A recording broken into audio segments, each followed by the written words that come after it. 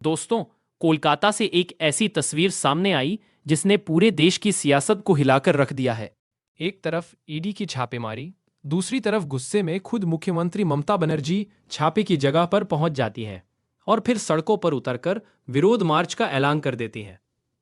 आखिर ये पूरा मामला है क्या? ईडी ने रेड क्यों की? ममता बनर्जी क्यों भड़कीं? और अब कोर्ट से लेकर सड़क तक इतना घमासान क्यों मचा हुआ है? आज की इस वीडियो में सब कुछ आसान भाषा में समझेंगे। चलिए शुरू करते हैं।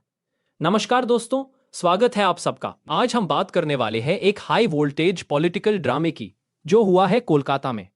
ईडी की रेड, ममता बनर्जी का अचानक वहां पहुंच जाना, एजेंसी से सीधा टकराव और फिर विरोध मार्च का ऐलान। पूरा मामला थोड़ा कॉम्प्लेक्स लग सकता है, लेकिन इस वीडियो के बाद आपको हर चीज क्लियर हो जाएगी।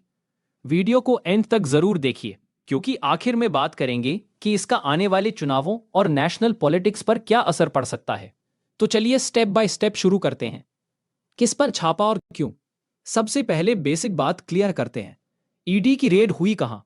यह छापेमारी कोलकाता में आईपैक से जुड़ी लोकेशंस पर हुई, जो एक पॉलिटिकल स्ट्रैटेजी फर्म है और लंबे समय से चुनावी कैंपेन, डेटा और स्ट्रैटेजी पर काम करती रही है।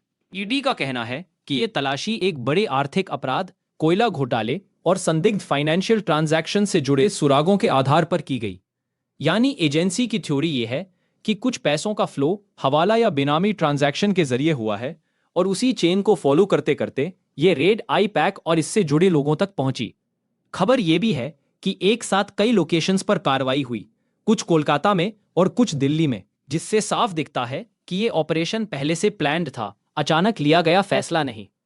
छापेमारी के दौरान क्या हुआ? अब आते हैं उस हिस्से पर जहां से ड्रामा शुरू होता है। ईडी की रेड चल रही थी, टीम के साथ कुछ सेंट्रल फोर्स के जवान मौजूद थे। तभी अचानक खबर आती है कि खुद मुख्यमंत्री ममता बनर्जी वहां पहुंच रही हैं। थोड़ी ही देर में पूरे काफिले के साथ ममता बनर्जी साइड पर पहुंचती हैं। राज्य के टॉप पुलिस अफसर डीजीपी तक वहां होते हैं और माहौल पूरी तरह बदल जाता है। एजेंसी की तरफ से यह आरोप सामने आता है कि मुख्यमंत्री की मौजूदगी ने तलाशी की प्रक्रिया पर दबाव बनाया और कुछ डॉक्यूमेंट्स, डिवाइसेस वगैरह वहां से हटा लिए गए, जिन्हें ईडी संभावित सबूत बता रही है। यही से यह मामला सिर्फ एक छापेमारी नहीं, बल्कि स्टेट बनाम एजेंसी वाला टकराव बन जाता है। ममता बनर्जी क्या कह रही है? अब जरा सुन लेते हैं ममता बनर्जी और टीएमसी की साइड। ममता बनर्जी साफ कह रही हैं कि यह पूरी कार्रवाई राजनीतिक बदले की भावना से की जा रही है। उनका कहना है कि चुनाव से पहले या जब भी कोई बड़ा पॉलिटिकल मोमेंट आता है, तभी इस तरह की रेड होती है, ताकि टीएमसी को टारगेट किया जा सके, डराया जा सके और उनकी चुनावी तैयारी में सेंध लगाई जा सके। ममता ने तो यहां तक आरोप लगाया कि एजेंसी उनके चुनावी स्ट्रैटेजी से जुड़े गोपनीय कागजात, डेटा, उम्मीदवारों की लिस्ट जैसी चीजें भी उठा ले गई, जिन्हें वो डकैती की तरह डिस्क्राइब कर रही हैं। इसके बाद ममता बनर्जी कोर्ट भी चली गईं, जहां से उन्होंने ये मांग रखी कि ईडी की कार्रवाई को गैर कानूनी बताया जाए और जो भी पार्टी से जुड़े गोपनीय डॉक्यूमेंट्स जब्त किए गए हैं, उन्हें वापस किया जाए। आईपैक की तरफ से भी एजेंसी के खिलाफ शिकायत दर्ज कराई गई है। यानी लड़ाई सिर्फ पॉलिटिकल नहीं, लीगल मोर्चे पर भी शुरू हो चुकी है। विरोध मार्च और सड़क पर संघर्ष। अब बात करते हैं उस विरोध मार्च की जिसके बारे में आपने हेडलाइन में पढ़ा होगा। ईडी की रेड के बाद ममता बनर्जी ने साफ तौर पर कहा कि अब वो चुप नहीं बैठेंगी और सड़कों पर उतरकर प्रतिरोध करेंगी। जी, उन्होंने कोलकाता में पैदल मार्च का ऐलान किया। एक तय रूट पर वो खुद रैली लीड कर रही हैं। पार्टी कार्यकर्ताओं और नेताओं को खुलकर सड़क पर उतरने का संदेश दिया गया है। टीएमसी इस पूरे मुद्दे को लोकतंत्र बचाओ और फेडरलिज्म बचाओ के नैरेटिव के साथ जोड़कर पेश कर रही है। यानी वो जनता को ये मैसेज देना चाहती हैं कि ये सिर्फ टीएमसी पर हमला नहीं, बल्कि राज्यों के अधिकारों पर भी वार है। दूसरी तरफ ईडी अपनी लीगल कार्रवाई को आगे बढ़ा रही है और कोर्ट में कह रही है कि उनकी तलाशी में बाधा डाली गई और सबूत हटाने की कोशिश की गई, जो कानून के हिसाब से बहुत गंभीर आरोप है। बीजेपी और बाकी पार्टियों की पोजीशन। अब थोड़ा सुनते हैं दूसरी तरफ की पॉलिटिकल आवाजें। बीजेपी की लाइन काफी क्लियर है। उनका कहना है कि यह केस करप्शन और घोटालों से जुड़ा है और जो भी बेगुनाह होता है उसे जांच से डरने की जरूरत नहीं होती। कई बीजेपी नेता ये भी कह रहे हैं कि किसी भी चल रहे सर्च ऑपरेशन के दौरान किसी मुख्यमंत्री का इस तरह मौके पर पहुंचना एजेंसी की वर्किंग में इंटरफेरेंस जैसा है और ये एक खतरनाक मिसाल बन सकता है। उनका सवाल सीधा है, अगर सब कुछ साफ है तो फिर इतनी घबराहट क्यों और सबूतों को लेकर इतना हड़बड़ाहट वाला माहौल क्यों? दूसरी ओर कई विपक्षी दल, जिनमें कांग्रेस और अन्य पार्टियां शामिल हैं, ये आरोप लगा रही हैं कि केंद्र सरकार लगातार एजेंसियों का दुरुपयोग कर रही है और विपक्षी राज्यों और नेताओं को टारगेट कर रही है।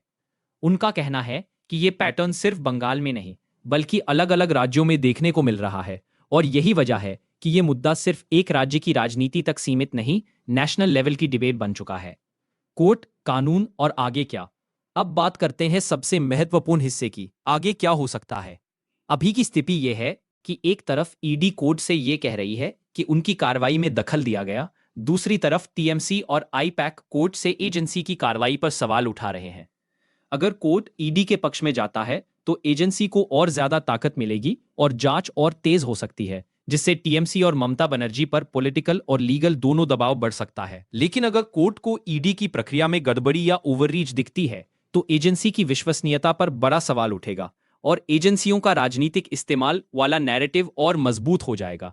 साथ ही आईपैक जैसी चुनावी स्ट्रेटेजी कंपनी पर रेड होने से यह सवाल भी उठ रहा है कि क्या अब पॉलिटिकल कंसल्टिंग फर्म्स भी सीधे एजेंसी की हिट लिस्ट में आ सकती हैं, और अगर ऐसा होता है तो चुनावी कैंपेन की गोपनीयता और फ्रीडम पर क्या असर पड़ेगा?